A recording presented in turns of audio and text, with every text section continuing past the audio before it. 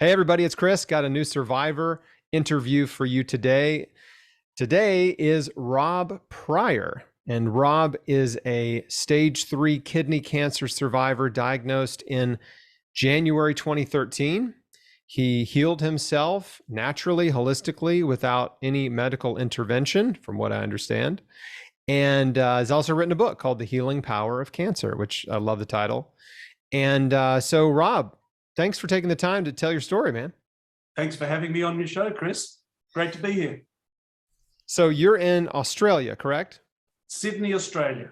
All right. We've heard of Sydney. That's a major city. The largest population of any city in Australia. Yeah, that's good. About 4 million people. And what time is it where you are? It's 6 a.m. on a cold winter's morning. Rob got up at extra early to do this interview for you folks. It's 3 o'clock in the afternoon for me. So it's like, I've been awake for a while. So Rob, let's talk about your cancer journey, your cancer experience. How did you figure out, first of all, how old were you and how did you find out you had kidney cancer? Okay, quick calculation. It was 2013, so I would have been 55 years old. How did I find out? Well, my health was declining through 2012, but I had no inkling it was cancer.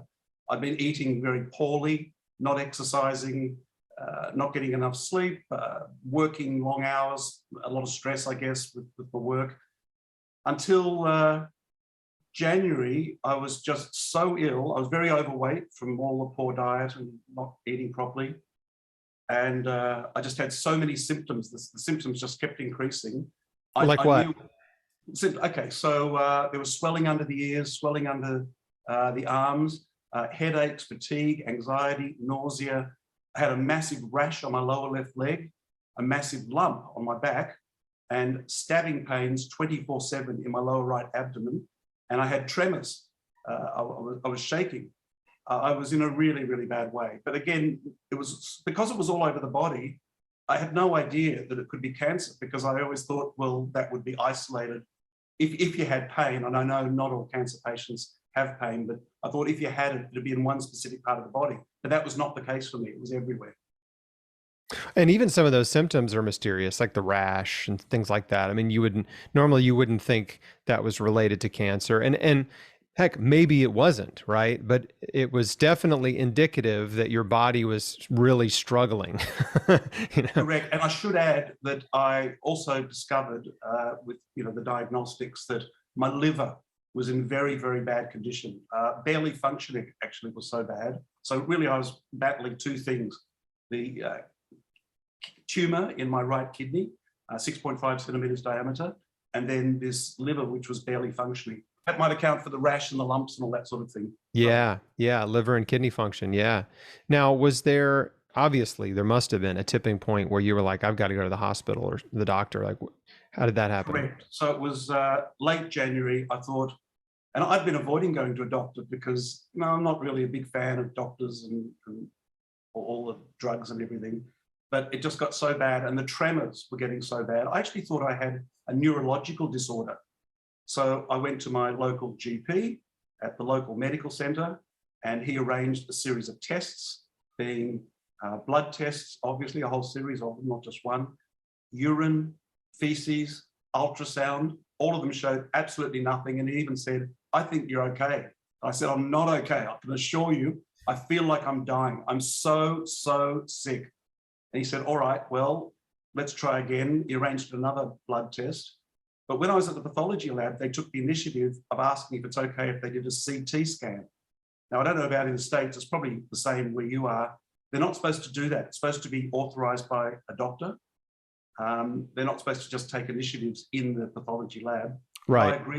I agreed to it. And when the result came back, the GP said, well, there appears to be a large lump in your right kidney. And I said, lump? What do you mean? Carcinogenic or benign? He said, well, it says possible renal carcinoma. I'm not an expert. I can arrange for you to see a specialist first thing tomorrow morning, which he did. Well, yeah, I guess it was serendipitous that they asked to do that scan because it might have been weeks or months before you actually got a CT scan. Absolutely. It was a good initiative on the part of the doctor in the lab. And It was What shocking. prompted him to do that? Was it you describing your symptoms and to him, and he just thought maybe we need to do a scan? Well, there was actually the nurse who was administering the ultrasound scan said, just a moment, I'll be back in just a minute. And she came back with a female doctor who asked me, listen, is it okay if we do a CT scan? We've got the machine down the end of the corridor. And I just wanted to find out what this damn thing was. So I said, sure, of course, let's do it. And that's where they roll you under that big contraption, of course, and irradiate your body, which I'm not a fan of, but I thought, I just need to know what's going on. And as you say, serendipitous, absolutely. Yeah, that's great. It sounds like the nurse maybe saw some stuff on the ultrasound and, went and talked to the doctor about it. So what was the next step? What did they recommend? What did they tell you needed to do? So I saw the specialist who was a urologist first thing on the Friday morning, 9 a.m., nervous as hell, thinking, oh my God, I think I'm going to die. And, the day before I'd been crying and couldn't sleep during the night. So very worried, very anxious. The specialist was a pleasant fellow, and he held the scans, the CT scans, up to the light, not even a light box, and said, I can tell you, you have renal carcinoma. You have cancer, you've got a tumor in your right kidney. And I didn't want to believe it. I just said, are you sure? Are you positive? He said, well, 99% sure. I said, well, how can we be 100% sure? He said, well, you'd have to do a biopsy, but there are risks involved in that where it could spread the cancerous cells to other parts of the body. So I wouldn't recommend it. And I'm pretty sure this is what it is. And he said, I recommend surgery next week. This is on a Friday. He said, I can fit you in on the Tuesday. So what was next? Treatment? Well, I said to him, I'd like to think about it. And he said, I wouldn't think about it too long. And that gave me a very bad feeling. That raised suspicions. I felt like I was being coerced. And it made me want to think about it even more. It had the opposite effect of what he was intending, I think. And so I walked out of, this was at a hospital in Sydney, a place called Randwick, Prince of Wales Hospital, Randwick. Walked down the escalator into the street and again broke down crying. I thought, oh my God, I'm going to die. I'm so young, I've got so much life to live. This is just, I can't believe this is happening. Bad things happen to other people, not to me. I'd had a fairly fortunate life up to that point. My business was doing well, got lots of friends. I love music and I perform music, and it was the last thing in the world that I'd expect. So anyway, I called a friend of mine by the name of Michael Adamides, who's a psychotherapist who had helped me back in the 90s when I had some pretty serious emotional issues. And he's about 10 years older than me. And I look at him as an older, wiser counsel, even though he's not a doctor and he's not a naturopath, he's none of those things. He's a therapist, but he believes the mind and the body are intimately related, as I do. So I trusted him and I just said, well, this is the diagnosis, Michael, what do I do? He said, number one, don't get the surgery. And I was quite surprised by that, because to be so definitive, normally he's the sort of person who'd say, look, it's your decision and you've got to weigh up the options. But he said, do not get the surgery. I said, well, why not? He said, it's very invasive.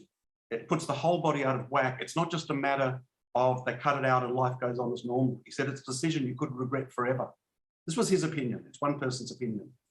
And I listened to him, and I was inclined to believe that for the moment, for the time being.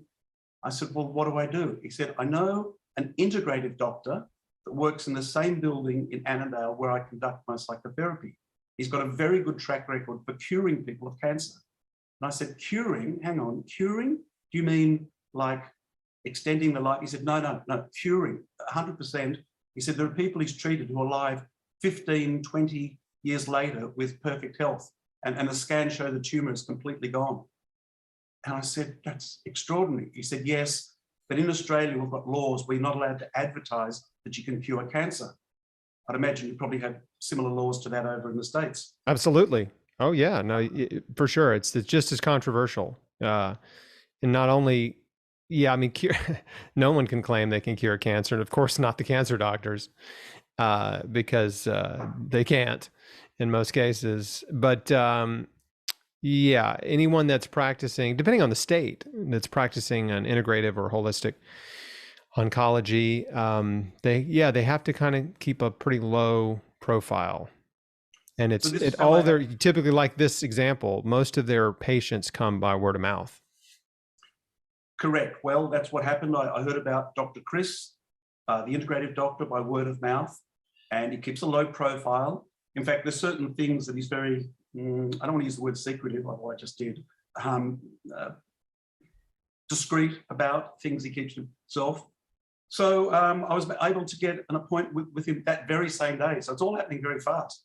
You've got the GP late on a Thursday afternoon. You've got the specialist 9 a.m. on the Friday morning. And then I was seeing Dr. Chris, the integrative doctor, at 2 p.m. the same day. It's all happening at the speed of light, which was good in a way, because I really wanted to get onto it. I thought, I'm gonna already, even though I was very anxious, overwhelmed, in fact, with anxiety, I thought, I'm going to beat this thing. This was my attitude. I did not think, oh, well, when your time's up, your time's up. I'll just resign myself to this. Because I know some people do. And by the way, if they do, that's their prerogative. We all have freedom of choice. And I know people who have said that. In my case, I didn't feel that way. I felt I'm only young, 55, I feel young. I want to get to 100. I want to get past 100 with top physical and mental health, by the way, of course. So I saw Dr. Chris, and you walk into his clinic and it's more like a science fiction movie set than a doctor's office. It's got all these electronic contraptions that I'd never seen before. And even when he told me the name, I'd never heard of them before. He said, this is a hunter-metapathia. I said, what on earth is that? Have you heard of that, by the way, Chris, the hunter-metapathia? No. It was invented and created in Russia, I think, originally, although the Germans also got onto similar technology. It's where they're able to scan every organ in your body without using any radiation. And so you put on these headphones, which are not audio headphones. They actually pick up the radiation, or EMF, emanating from your brain. It doesn't put radiation into your brain, it takes it out of your brain, based on the principle that your brain knows the state of health of every organ in your body. The brain is an extraordinary organ. So anyway, I put it on the screen. I didn't tell him. He said, what's your issue? I said, well, how about you try and find out? You tell me. So I was being a bit cheeky. I was testing his equipment, saying if his equipment's so good, he should be able to tell me. So he went through and he said, your gallbladder's fine, your heart's fine, your lungs are fine, your brain is fine, organ by organ. And then he said, oh, your left kidney's fine.